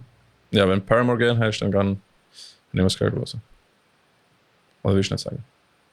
Mal, Schon ein bisschen, mal, das kann man Schon ein sagen. bisschen richtig, hätte ich gesagt. Mal, der Luke hat auch eine ähnliche Frisur. Wie Hayley Williams. Von dem her. Hat mal gehabt. Hat der Luke mal orangige Haare gehabt? Nein, er hat lange Haare gehabt. Ja, oh, der Luke hat so schöne lange Haare gehabt. Ja. Er hat gute Und Haargene. jetzt hat er so schöne kurze Haare. Aber Ja. mit seinen Sein Bart ist auch. sein Bart ist so stabil. Das sind die Gene, Mann. Der hat die beste Haargene, die es gibt. Bruder, mit seinem Bart kann man Weltkriege beenden. Eben, ich würde töten für seinen Bart. Halt. Ich da mit meiner Mischung aus europäischen mit Latino-Gene, also halbpatzig ist. Ah ja, das ist schön. Ja. Willst du mal... Ich bin froh, habe ich die da oben. Gell, du hast eigentlich gute Bart, solltest gute Bartgene haben, Wieso? europäisch. Ja, nein. Anscheinend nicht. In dem Fall. Ich kann da oben Haare, aber ich Hast du mal kann... probiert, einfach la wachsen? Bro, da kommt nix und da kommt einfach nix. Das machen wir nicht. Auch mal gesehen. Nein, aber das irgendwann machen wir ist nicht. Nein, das machen wir nicht. Ich habe angefangen mit 3 Haaren da. Homeboy, ich sehe... Ich habe Shaggy am Anfang gehabt. Brudi, ich Und sehe langsam- obdachlos aus, wenn ich mich nicht rasiere. Probier mal aus. Nein. Doch. Nein. Doch. Nö. Obwohl, nein, du musst HC-Mustache machen. Aber nur Mustache. Und Ja, nachher kommt dann schon. schwarz anfärben. Und dann hast du blonde Haare und schwarze... Ja, genau, das machen wir. Das Weißt- machen wir. weißt du, Ich mache ihn aber, ich schneide den Mustache und dann auf der Seite schneide ich ihn ab. Dass es nur noch so wie so eine Schneeschaufel in der Mitte ist. Okay. Und dann mache ich so einen Seitenscheitel. Machst du einen Reverse Hitler? Nein, auf der Seite schneide ich ihn ab. Aha, nicht in der Mitte. Nein, in der Mitte lassen wir. Und dann haben wir da die Schneeschaufeln in der Mitte und dann so einen Seitenscheitel. Ja. Und dann... nein, das machen wir nicht. Okay. Ein Mustache wäre sick. Also jetzt mal unter uns. Alle mal Hände auf, die sich einen Schnauz geschnitten, die den Schnauz abrasiert haben. Und dann während dem Schnauz abrasieren einfach mal kurz links und rechts Das ist verweisen. immer der Zwischenstep. Immer dazwischen. Der Hitler muss man einfach machen, wenn man sich den Schnauz wegschneidet. Obwohl oder? ich habe glaube ich, jetzt in 7 Jahren den Schnauz nicht Nein, abgeschnitten. aber wenn du es machst, Ja. den Hitler gibt es schnell, oder? Unbedingt. Musst mal schauen, wie es aussieht. Ist einfach schnell. Abschneiden, also in den Spiegel schauen so. Guten Tag! Ja. Und dann so. Schnell filmen. Wir möchten eine Wand des Todes sehen. Linke Seite, sind Sie bereit? Rechte Seite, sind Sie bereit? Auf los geht's los! Es wird geschossen, bis der Himmel sich schwarz färbt und die Vögel zu Fuß gehen müssen. Fuck, genau. Okay, ja, wir sind wieder abgekommen. Fear Lab hat den Song Prison released. Ja. Und nachher, ja, und Imprisoned von Left Redemption hat auch mit Prison zu tun. Geil. Das habe Wir ich, haben ja. noch viele Songs, die miteinander Ah, funktionieren. eben, Her wir Name sind- Was Claire eben, sind wir ja, gewesen, das ja. hast du gesehen. Wie zum Fix sind wir jetzt von Her Name Was Claire auf Hitler gekommen? Keine Ahnung, gefragt der Luke. Wegen dem Bart. Ja. Wegen dem ja. Schnauz, Hitler. Es geht auf. Es geht auf. Luke, Bart, Schnauz, Hitler. Ist eine logische Schlussfolgerung, wenn man sie so auflistet. 100%. Also. Dann Shadow Dancer von Vicious Rain. Aber inzwischen haben sie noch einen Song Aber das ist auch ein guter Song. Shadow Song, Dancer ist ja. ein sehr guter Song. Habe ich im Voll, Grenich live voll. gesehen auch. Dann haben wir noch... Was soll ich sagen? Secret, Rolling with the Punches. Yes. Auch stabile Secret Songs. Secret halt, kannst du nicht, Secret, nicht falsch das ist einfach machen. geil. Es macht einfach, Voll. macht einfach Headbanging-Musik. Ja. Dann Eternal Rhyme for Born in Dorian. Das ist ihre Ballade, was ich sehr interessant finde, weil dass eine Metalcore-Band einfach eine Ballade heutzutage raushaut, ist nicht normal. Besser ist. Und sie sind gut. Also ich muss sagen, die Vocals von Born in Dorian sind heftig gut. Geil. Also check them out. Dann, nächster Song. Mhm. Words Untold von Must Be Wrong. Mhm. Schmeißer. Absoluter Schmeißer. Ja. Haben wir darüber geredet, dass Must Be Wrong in der Hafenkneipe gespielt hat? Haben wir über das geschnurrt? Mit Nofnok. Bist du dort gewesen? Ich bin dort gewesen, filmen, ja. Dann hast du, glaube ich, nicht... Bist du mit dem Mike gegangen letztes Mal? Mit dem Mike, keine Ahnung. Also das war vor dem letzten Podcast. Ja, das ist, ich weiss doch nicht, wann das war. Ja, das ist vor dem letzten Wenn es Podcast. vorher war, dann hast du wahrscheinlich schon mal erwähnt. Nein, das ist nach dem... 18. mit Pods released. Wieso habe ich das nicht mehr aufgeschrieben? Wenn zum Teufel ist das gesehen? Schauen wir Das bitte. ist, nein, das muss vorher. Nein, das war am 13. Juli gewesen, dort haben wir schon lange drüber geredet. Ah, okay. Kein Problem. Sicher darüber geredet. Ja, Must Be Wrong. Richtig guter Song. Voll. Richtig guter Punk. Dann Punk haben wir Song. noch Yes, wir haben Change is the Law von Atropa. Atropa sind back und sie bringen fucking Bangers raus. Ich glaube, Der Trivium von Schweiz. es gibt keine bessere Band, keine Band, die bessere Choruses und Chorusharmonien schreibt. Es ist einfach stabil. Wirklich sehr sicke Hooks, sehr sicke Choruses. Die Jungs sind es einfach drauf. ist geil. Ja, stabile Songs. Yes. Dann kannst du übernehmen. Ja, dann In the Name of the Father von With One Word, wo ich einfach nicht geschnallt habe, dass jetzt der Dings dort spielt, der Radar. Und der Rada hat schon dort gespielt, wo wir den Podcast mit ihm hatten. Wir haben es einfach nicht gecheckt. Er hat aber auch nichts gesagt, Er hat oder? nicht gesagt, ja, eben. Der Rada, gell? Double, Musst Alter. mal sagen, wenn eine neue Band joinst. Ah, der Uhr. Ja, aber der Rada ist jetzt der Rada hat einfach die ganze Zeit With One Word gespannt und ich so, Oh ja. Rada, what the fuck, du spielst in einer anderen... Hä, nein, warte, Nein, das ist nein, Foto, so wie- hä, nein, du spielst... Hä? Ja, der Rada spielt. Von Kate Effect spielt auch bei Rada. Haben einen stabilen Gitarrist Rada und ich haben auch gute Momente gehabt im Grenichen. Wir sind dort bei March sind wir voll am Eskalieren Ja. gewesen. Das war super gewesen. Das ist ein geil, Brudi. Ja. Dann New Breed von Conniver. Conniver haben nochmal einen Song rausgehauen. Den habe ich auch gelost. Also ein paar Bands mehrere Songs rausgehauen. Ja, voll. Die nächste hat auch einen zweiten Song rausgehauen. Sag mal du. Wo sind wir? Ah ja, Vices von Born in Dorian. Ja. Jetzt, sorry, ich muss einfach immer daran denken, dass das einfach so der John Dorian von Scrubs Ich aus dem rauskommt. bei Dorian denke ich an den Dorian Scale. Ja, du bist aber auch du hast aber auch noch nie Sex gehabt in deinem Leben. Nein. Dorian Ich schlafe Scale. meine Gitarre. Ah ja, fairer Punkt, ja. Ja. Du kommst eben auch raus bei der Gitarre im Gegensatz zu mir. Darum. Ich habe einmal die Modes gelernt und nie mehr gebraucht. Aber von wie vielen Scales hast du Modes gelernt? Du hast ja, der Modes ist einfach ein Scale, wo du einfach immer für schiebst. Ja, aber du kannst ja bei verschiedenen Scales die Modes lernen. Es gibt ja nicht nur eine. Es ist eine, aber es ist weil Dorian, Fergie, Mixolydian und die ganze Zeug ist einfach das Gleiche und du verschiebst einfach 2 Frets führen. Das Gleiche und es rotiert. Aber ja, ich habe es nie wirklich gebraucht. Logisch nicht. Wir spielen- Einmal habe ich probiert. Logisch Weißt du, nicht, Ricky, du spielst in einer das Metalcore-Band. ist typisch so. Einmal versuchst du Musiktheorie zu lernen und nachher passiert nichts. Nein, brauchst du nicht. Voll. Born in Dorian. Wer ist der Dorian? John Dorian von Scrubs. Der Hauptcharakter von Scrubs. Heißt Dorian? Ja. Habe ich gewusst. Er hat gemeint, Dorian ist der Dings. Der andere Arzt. Wille. Der Schwarz, das ist der Turk. Nein, nicht der. Der ein bisschen Arschloch ist. Der Cox. Cox. Der Kelso.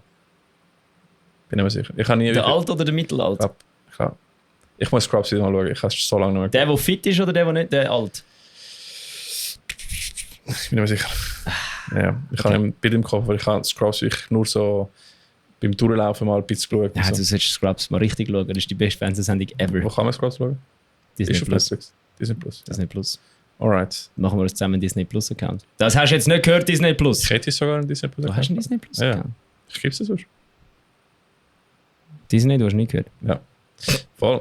Dann was soll ich noch sagen? Born in Dorian. Dann Ja. Leech's Feast von I Delusionist. Heavy. Hey, ich habe den Namen richtig ausgesprochen. Happy Illusionist.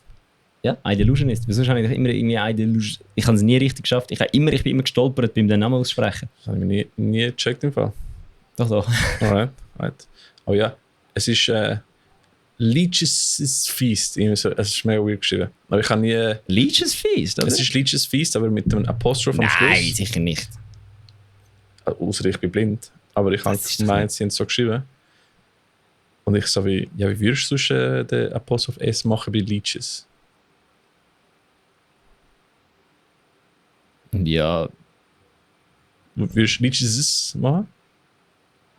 Leech's Feast? Nein, genau so will ich es Aber schreiben. haben sie- Ja, es hat das Apostroph ab. Doch, oder? Es hat das ab. Sollte nicht nochmal ein S kommen? Normalerweise. Ist das. Nein, sonst wäre es Leech's Has Feast. No, the Feast of the Leeches. Ja. Leeches ist Feast. Wie ist es mit dem, wenn es schon S hat auf Englisch? Ja, dann dem- ist es einfach- eben wahrscheinlich der Apostroph. Einfach- Ja, dann ist es wahrscheinlich das. Schreibt, Jungs. Ich wollte das wissen, ich wollte die Grammatik dahinter verstehen. Ja, aber das ist wahrscheinlich einfach das. Leeches ist Feast. Wieso ist es? Leech, weil es ist S zum S. Aber, wenn's Aber schon wieso nicht- ist das S zum S, Ricky? Leeches Feast. Weil es ist nicht Leeches, es ist der Feast of Leeches wahrscheinlich, deswegen, oder? Ja, Nicht a Feast of Leeches. ja. Deswegen ist so wie Aber darum würde ich das genauso schreiben. Mit dem Apostroph dort. Apostroph und kein S nachher. Ja. Hm. Weil wenn du das Apostroph und das S machst, dann ist es Leech's Has. Nein, es ist von den Leeches, Ja, eben. nicht has. Aber wenn ja Ricky's Feast steht, dann hast du kein Apostroph dort, oder? Doch, Nein. doch. Nein. Ricky's Feast. Nein. Ja, ja. Hast du dich nicht? Ja, Sicher nicht, Bruder. Alter. ja voll. Es ist der Feast of, or Feast for Ricky. Ja, eben, aber dann machst du doch kein Apostroph zwischendrin, Alter. Doch. Zum Beispiel schreiben wir da. Ja, Amis machen das vielleicht, aber Engländer machen das doch nicht. Zum Beispiel John's Pizza. Ja, aber Oder? das sind doch- John's Pizza, da hast du ein Apostroph und S, oder? Aber wahrscheinlich, wenn es S schon vorher hat, in dem Fall kommt nur ein Ich Apostroph ohne habe S. keine Ahnung, Mann. Eben. Das ist eben das Problem. Ich habe Englisch, ich bin in der Berufsschule und dann haben sie dort einen Englisch-Test gemacht, um uns einzustufen. Und dann sind wir eine Woche später wieder in die Berufsschule. Und dann ist unser Lehrer gekommen, hat uns gesagt, I don't speak German. Und Oh. wir so, ah, cool. Und dann er so, you're already above. Also wir sind alle schon über dem Niveau vom Englisch gewesen, wo wir nach der Berufsschule haben müssen haben. Ja, heutzutage mit Games und so. Und dann hat er uns als Hausaufgabe einfach gegeben, South Park schauen. Und dann, darum, ich kann hure gut Englisch, aber ich habe keine Ahnung, wie das man braucht. Ich habe nie den Diplom-Dings gemacht und deswegen muss ich immer bei jeder neuen Ausbildung einen B1, B2 Unterricht machen. Und ich schlafe einfach durch. Ich liebe es jedes Mal. Also, ich habe auch wieder, im Geschäft haben sie mir eine Anmeldung für eine Schulung. So, hey Silvan, es ist mega blöd. Die Schulung, du bist ja in der Ferien, es gibt noch mal eine, aber die wäre auf Englisch. Und ich so, ja, easy, meld mich an. Also, bist du sicher? So, ja. Wir sind mit Internet aufgewachsen, Alter. Also, ja gut, ich kenne im Fall viele Leute, die mit Internet aufgewachsen sind und nicht Englisch können. Sie haben einfach alle Memes auf Deutsch Einer ist in meiner Band zum Beispiel. Ja. Meine Band, wenn nicht internationale MMOs gamest, dann ist das selber schon. Ich glaube, der ist nicht so ein Gamer. Aber ja. Anyway, dann von Homewards. Nochmal ein richtiger Schmeißer. Ja. Asphalt. Yes. Gut, Schmeißer ist das falsche Wort. Es ist nicht ein Partyschmeißer, aber es ist ein Innenrührer und Gutfinder beim Loser. Es rührt rein. Bruder. Es rührt rein, Bruder. Es rührt rein. Dann der letzte Song von Anthem for Dying Day. Jawohl. Yes. Sie sind jetzt died. Wann haben sie angefangen? 2017? Ich habe keine Ahnung. Schon Nein, die haben 15? doch schon viel früher angefangen. Es ist gestanden. Affad hat es doch gegeben, 2014 oder so. Affad hat es doch schon voll. gegeben, wo sie Versis gegeben hat. Die gibt es schon extrem lang. Also hat es extrem lang gegeben. Warte. Jetzt haben die auch einen Post gemacht, aber jetzt sehe ich den nicht mehr. Da gehen wir auf Instagram. 2014 bis 24, 10 Jahre. Hey, ich bin gut. Aber gibt es nicht die Versus länger? Doch, in dem Fall schon. Voll. Also, live haben wir auch 14 angefangen. Mhm. Aber okay, ja. Irgendwie ein Jahr vorher haben wir angefangen, Songs zu schreiben und so. Ja, voll. Anthem for Dying Day gibt es jetzt nicht mehr. Ist wirklich schade. Aber sie haben mal den Genesis released. Genesis, ja. Das heisst, das tönt so, sie haben mal den Genesis released. Ist der Song schon länger rum? Nein, sie haben nie den released. Ich habe einfach schon geliefert vor ein paar Jahren. Und ich habe nicht mehr gewartet, bis der rauskommt, weil der hat einfach einen geilen Chorus. Ah ja, das hat er, ja. Und es ist ein geiler... du hast ihn gemacht, stimmt. Und dann, ja. Aber wann hast du ihn gemacht? Zusammen mit Erase Me. Vor Oh fuck, wann ist das gewesen? 4 Jahren. Hat der Mike dort schon Bass gespielt bei Ihnen? Nein. Okay. Voll. Hat der Mike jemals ein Konzert mit Ihnen gespielt? Ja, er ist auf dem Videoclip von Erase Me. Ja, das weiss ich. Aber haben die mal ein Konzert gespielt seitdem? Weil seit ich den Mike kenne, nicht. hat er nicht hat er glaube nie ein Konzert gespielt. Nein, ich glaube, sie haben eben eine Zeit lang einen Schlagzeuger gesucht und es war halt die ganze Thematik gewesen. Und deswegen haben sie nicht... Ich glaube, sie haben ein Konzert gespielt, aber wir sind nicht dabei gewesen. Das kann sein. Voll. Aber sehr coole Musiker, sehr coole Jungs. Also ich habe es mega genossen, mit denen mal zusammen zu arbeiten. Ich habe die letzte EP nicht gemacht mit denen und einfach coole Jungs. Also ich freue mich da auf, was sie sonst noch machen. Ich weiss, Tomek, der hat seine eigene Band Let Me Fall. Heisst die. Ja, aber ich weiß nicht, ob der Tomek noch unbedingt Zeit hat. Ja, das ist auch ein busy Mensch, oder? Mit alles, was er hat. Mit allem, Aber was er sonst, hat, Let Me Fall. ja. Der Tomek, Let Me Fall ist geil, mit denen haben wir auch mal gespielt. Die sind Voll. cool. Der Tomek ist vor allem so groß und stabil. Dort ist er ja ist er der Gitarrist oder Sänger? Der ist ein Sänger, Sänger, Weil bei genau. Anthem for Dying Day ist er Gitarrist gewesen, oder? Oh, auch so ein Multitalent. Und der Mike hat sicher noch gut in seinem nächsten Projekt. Ja, wenn der Mike das nächste Projekt hat, soll man Ja. mal Bescheid geben, Ja, Mike. gibst du Bescheid, Gib kommst mal im Bescheid. Podcast. Hättest du ja letztes Mal etwas können sagen, was du im Podcast warst? Gell, ja, das sagst du nicht. Anyway, dann genau, All Together und Comma Static haben es Messer rausgehauen. Ich glaube, es ist All Together mit Comma Static Feature. Sie haben es auch... Wahrscheinlich, weil Dude von Common Static hat ihr Zeug produziert. Ah, hast du nicht gewusst? Hast du das nicht gesehen? Die ganze Zeit ein Poster gewesen, was mit ihm im Aufnehmen gesehen sind. Also Er hat auch im Greenfield mit ihnen gespielt. das weiß ich, aber ich habe nicht gewusst, dass er das produziert. Doch. Das ist er mit der Krusel, oder? Mhm. Ja, das ist Ah, er. krass, alright, cool. Ja, ist geil gewesen. John Greenfield habe ich sehr cool gefunden und jetzt ist der Song raus. Also, Kudos, Jungs, das ist wirklich heftig gut. Und ja, dann jetzt... Ich habe jetzt im Fall herausgefunden, wieso du immer so leislicher tönst wie ich. Wieso? Ich hocke näher am Mikrofon. Hallo. Du hast viel weniger Spikes in deinem Ding, weil du wahrscheinlich einfach weiter weg bist und darum hat es weniger. Ja, Ich tue nachher nach gehen. Ja, das ist ja voll easy. Nein, das ist ja kein Problem. Aber das funktioniert. Aber ich glaube, darum, wir fragen uns ja immer, wieso ich so laut bin. Ich glaube, ich bin nicht unbedingt lauter, ich bin meistens einfach näher am Mikrofon. Und ich glaube, frequenztechnisch hast du mehr zu hören als meine Stimme. Ja, aber nur wenn ich nervös bin, sonst rede ich so. Es ist einfach wirklich mega funny. Dort, wo ich arbeitslos war, habe ich von die ganze Zeit so geredet. Ist das aufgefallen? Und dann habe ich wieder einen Job, fange wieder so an reden, weil ich die ganze Zeit gestresst bin. Sobald du ein bisschen Excitement hast, fängst du wieder an lauter reden. Ja, also vor allem auch höher. Und sobald dich aufregst von irgendetwas, nachher wird es richtig. Vor allem höher. Ich rede höher, wenn ich ein bisschen excited habe. Das ist so. Du hast einfach immer keinen Bock, darum bist du so tief. Nein, wenn am Granicher letztes Jahr, da habe ich mehr geschrien, einfach, weil du es einfach nicht gehört hast. Wenn du nicht hörst, dann redest du lauter. Ja, das stimmt. Aber nicht alle. Bei Butch ist es so geil, wenn du den Butch Kopfhörer aufsetzt, dann ist er immer so, hä? Ja, ist gut, ja, machen wir, aha. Und ich schaffe es irgendwie, glaube ich, gleich laut zu reden, wenn ich Kopfhörer anhabe, wo du etwas drauf lässt. Aber ja. Voll. Nein, kann nicht. Ich rede einfach so. Kann nicht. Also gut, jetzt der letzte fucking Song. Nein, doch, der letzte Song, wo wir noch wieder ein Repeat. Wishes Rain hat Play Pretend rausgehauen, wo nicht so hart ist. Es ist eher melodiös und das ist geil. Ein Repeat Culprit. Es sind irgendwie, glaube ich, 4 Bands, 2 Songs rausgehauen in der Zeit, wo wir nicht da sind. So, jetzt hauen wir noch die hohen Konzerte aus und dann ist gut. Was gibt es da alles Neues, liebe Leute? Also, am 13.09. im Bruch Brothers Luzern spielt Mortal Factor und Decade Effect. Yes. Dann, am 14. September spielen Xonor, Comaniac und Omesis in der Segegasse Burgdorf in Bern. Geil. Das ist schon mal ein Six-Liner. Ja, und Mrs. passt irgendwie schon rein. Aber irgendwie ist geil. Ja, und dann am 14.09. ebenfalls in Bern, aber im Planet Space Shop nehme ich an. Malewitz und Homewards. Also stabil. Dann gibt es noch am 28.09. fliegen die Füste in der Seegasse in Burgdorf Bern. Spielt Unified Move, A Small District und Drill. Oh ja, der fliegt viel geschlägelt. Voll. Dann. Ich habe jetzt nur überlegt, Fear Lab Show ist im Oktober, gell? Ja. Ist die? Ja, die ist im Oktober. Am 28.09. spielst du Metal Rebirth im Senkel Stanz in Nidwalden. Mit Uncircle, Irony of Fate, Port of Call und End of Silence. Also Metal Rebirth ist keine Band? Ja, ich weiß, darum habe ich gesagt, es ist Metal Rebirth in Senkel Stanz. Mit.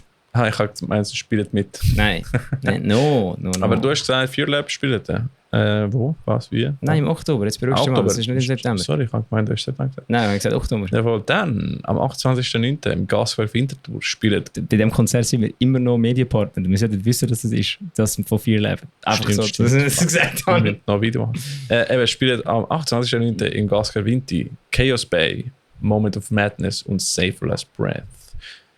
Wer sind Chaos Bay? Ich glaube, eine grosse Band. Eben, gell? Es sagt mir etwas, aber irgendwie... Es sind Deutsche, glaube ich, so viel es mir ist. Alright, kann man abchecken. Aber schon mal, für Moment of Madness und Saferless Breath lohnt sich.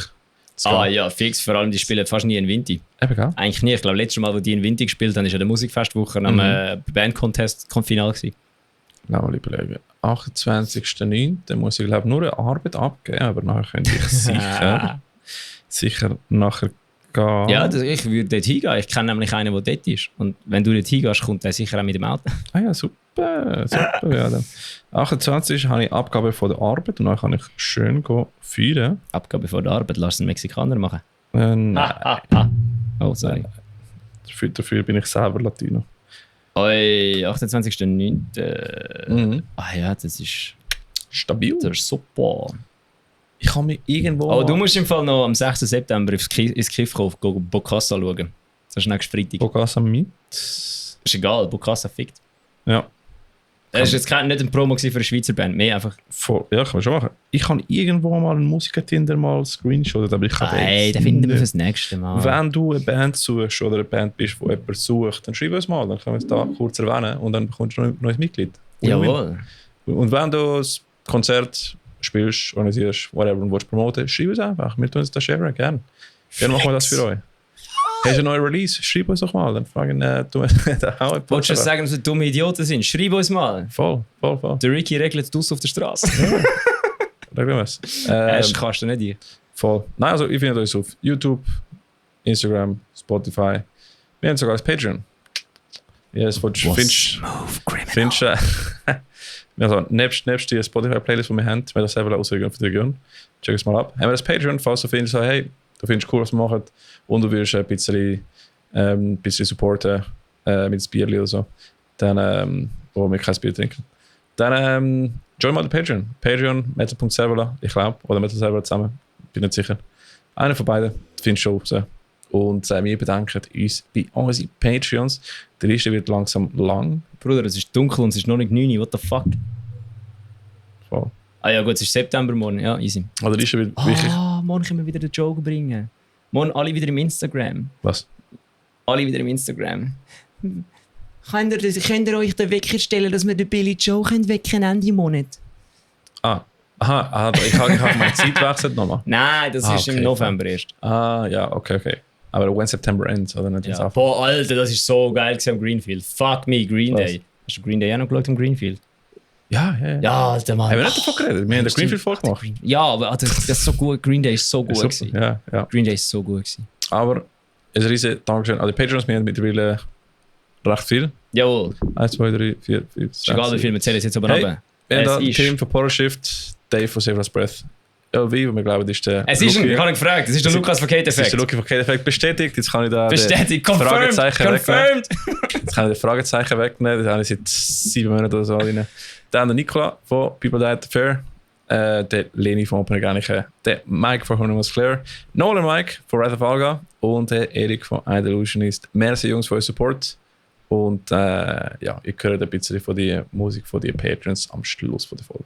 Genau. Yes. Das war Metal Server Folge Nummer 50. Auf weitere 50 Folgen. Let's go. Let's go, Brudi. Let's go. Oh, fuck. Ey, meine Hand hat nach dem Bike im Fall auch so ausgesehen. Ich habe da so fette Hurenblätter. Da habe ich wegen meinem blauen Scheiß-Shampoo habe ich jetzt sogar noch in der Hand in Weißt, ich blaue habe Sachen. 3 Monate nicht bouldern wegen dem Fuß und jetzt meine Haut ist einfach am Sterben, Mann. Bro, das ist einfach, siehst du das Blaue? Das ist vom scheiß Shampoo. Cheers. Jeez. Und dann da habe ich das ist überall fucking dreckig. Dann mache ich keinen Sport. Drück mal Outro, ciao zusammen. The suspense is killing me. Weißt du was? Was? Ich glaube, der Arnold muss uns ein Outro schicken. Mach mal Arnold. Au! Weißt du? Das ist nicht der Du Arnold. musst den Arnold finden. Ich muss schnell den Arnold finden. Au! Get to the chopper! There's a bomb in there! Ricky! You need to go now! Go out! Go to the gym! Grab a beer! Play the breakdowns! and then Breakdowns, yes. Ich kann es nicht Play the machen. breakdowns! breakdowns. Show me your leadership capabilities! Show me the breakdowns! And show me the titties! Good night! Show me the titty.